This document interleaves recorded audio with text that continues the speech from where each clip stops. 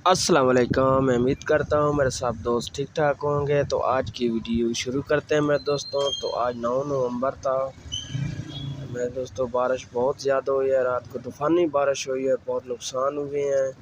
तो आप मौसम चेक करें, बहुत ज़्यादा बारिश हुई है आज मेरे दोस्तों। आज बारिश ने तो इंतहा ही कर दिया। आप देख लें कितनी तूफ़ानी बारिश हो रही है। अब चेक करें, रात 10 बजे का टाइम है। तो अल्लाह पाक ने आज रहमत बहुत बरसा दी। फिर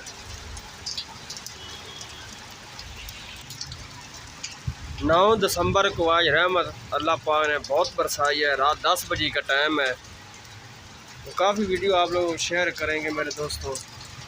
बहुत ही आप देखें बारिश कितनी हुई है।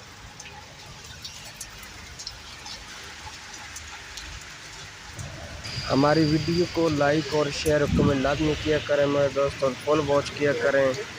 तो इंशाल्लाह बहुत अच्छी वीडियो आप लोगों को दिखाएंगे।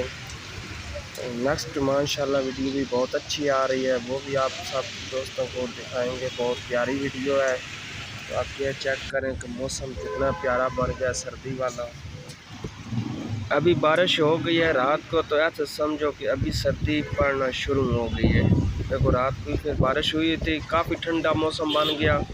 और आज भी बहुत ठंडा मौसम है और दिन भी बहुत ठंडा गुजरा है।